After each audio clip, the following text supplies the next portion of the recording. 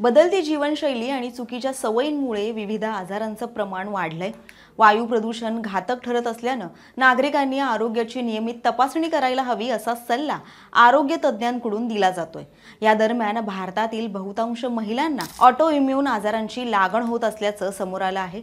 चिंताजनक बाब म्हणजे त्यामध्ये तरुणींचं प्रमाण सर्वाधिक असल्याचं सांगितलं जातंय। देशातील 10 पैकी जवळपास 7 महिलांना हा विकार जडला असल्याची माहिती भारतीय संधिवात संस्थेच्या अहवालातून समोर आली आहे। ऑटोइम्यून आजार नेमका काय आहे, तो नेमका कशामुळे होतो आणि त्याची लक्षणं नेमकी काय आहेत याबद्दलची माहिती या व्हिडिओच्या माध्यमातून जाणून घेऊयात। नमस्कार, मी प्रेसिता कांबळे आणि आपण पाहताय लोकसत्ता लाईव्ह। सर्वात प्रथम ऑटोइम्यून म्हणजे नेमकं काय याबद्दल आपण जाणून घेऊयात। ऑटोइम्यून हा स्वतःच्या रोगप्रतिकारक शक्तीमुळे होणारा आजार असल्याचं आरोग्य तज्ज्ञांचं म्हणणं आहे। या आजारामुळे रुग्णांच्या शरीरातील रोगप्रतिकारक शक्ती बिघडते आणि ती निरोगी पेशींना बाधित करण्यास सुरुवात करते। परिणामी संधिवात, ल्यूपस, सोरायसिस व आतड्यांचा दाह यासारख्या गंभीर आजारांचा धोका निर्माण होतो। या आजारांचा परिणाम प्रामुख्याने सांधे, त्वचा, रक्तवाहिन्या तसंच हृदय आणि फुफ्फुस यासारख्या महत्त्वाच्या अवयवांवर होतो। महिलांमध्ये हा आजार वाढण्याचं कारण म्हणजे भारतीय संधिवात संस्थेच्या 40व्या परिषदेत महिलांचं आरोग्य आणि ऑटोइम्यून आजारांचं विशेष सत्र भरवण्यात आलं होतं।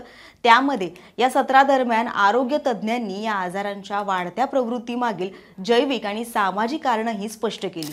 नवी दिल्लीतील प्रसिद्ध एम्स रुग्णालयाच्या संधिवात विभागाच्या प्रमुख डॉक्टर उमा कुमार म्हणाल्या की पुरुषांच्या तुलनेत महिलांची रोगप्रतिकारक शक्ती अधिक मजबूत असते। विविध आजारांना तोंड देण्यासाठी रोगप्रतिकारक शक्ती अधिक प्रभावी ठरत असते। मात्र काही वेळा हीच प्रणाली गोंधळते आणि महिलांच्या शरीरातील निरोगी पेशींवर हल्ला करते। त्यामुळेच ऑटोइम्यून आजारांची लागण होण्याचा धोका निर्माण होतो। महत्त्वाचं म्हणजे ऑटोइम्यून आजारांची लागण झाल्यानंतर त्यावर वेळीच उपचार न घेतल्यास रुग्णाच्या जीवाला धोकाही निर्माण होऊ शकतो, असा इशारा आरोग्य तज्ज्ञांनी दिलाय। फोर्टिस रुग्णालयाचे संधिवात विभाग प्रमुख डॉक्टर बिमलेश धर पांडे यांनी सांगितले की माझ्या रुग्णालयात येणाऱ्या बहुतेक महिला अनेक वर्ष सांधेदुखी, सूज किंवा सतत थकवा यासारख्या समस्यांनी त्रस्त असतात। उपचारासाठी येईपर्यंत त्यांच्या शरीरातील अवयवांचं किंवा सांध्यांचं अधिक मोठ्या प्रमाणात नुकसान झालेलं असतं। त्यामुळे या आजारांची लक्षणं जाणवल्यास वेळीच तपासणी करा आणि त्यावर उपचार घेणं महत्त्वाचं ठरतं। आणखी एक महत्त्वाचा मुद्दा म्हणजे ऑटोइम्यून आजारांमुळे अपंगत्वही येऊ शकतं। डॉक्टर राम मनोहर लोहिया रुग्णालयातील वैद्यकीय तज्ज्ञ पुलिन गुप्ता म्हणाले की भारतातील अनेक महिलांना ऑटोइम्यून आजारांची लागण कळत नसल्यानं त्या वर्षानुवर्ष चुकीचे उपचार घेतात। परिणामी योग्य निदान न झाल्यास या आजारांचा धोका वाढतो आणि संबंधित रुग्णाला दीर्घकालीन अपंगत्व येऊ शकतं। मात्र वेळीच उपचार घेतल्यास हे धोके टाळता येऊ शकतात। त्यासाठी आरोग्याची नियमित तपासणी करणं गरजेचं आहे। वैद्यकीय तज्ज्ञांच्या मते महिलांमध्ये झपाट्याने वाढणाऱ्या ऑटोइम्यून आजारांसाठी बदलती जीवनशैली आणि पर्यावरणीय घटक मोठ्या प्रमाणावर जबाबदार आहेत। आनुवंशिकता आणि हार्मोनल बदलांमुळेही या आजारांची लागण होत असल्याचं समोर आलंय।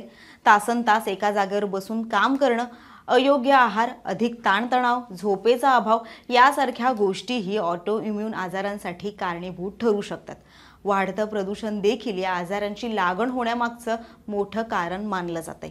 औद्योगिक रसायनं तसंच हवेतील प्रदूषित घटकांमुळे शरीरातील हार्मोन्स आणि रोगप्रतिकारक शक्तीचं संतुलन बिघडतं आणि ऑटोइम्यून आजारांचा धोका वाढतो, असं एका अभ्यासातूनही समोर आलंय। या आजारांची नियमित तपासणी सुरू झाली तर त्याचं लवकर निदान होईल आणि अवयवांचं होणारं नुकसान टळेल, असं तज्ज्ञांनी मत व्यक्त केलंय। दरम्यान ऑटोइम्यून आजार आणि त्याबद्दलची लक्षणं, हा आजार नेमका काय आहे याबद्दल तुम्हीही अपरिचित असाल तर ही माहिती नक्कीच तुमच्यासाठी फायदेशीर ठरेल। आरोग्यविषयक असेच अधिक व्हिडिओज पाहण्यासाठी लोकसत्ताच्या YouTube चॅनलला सबस्क्राईब करा आणि पाहत रहा लोकसत्ता लाईव्ह।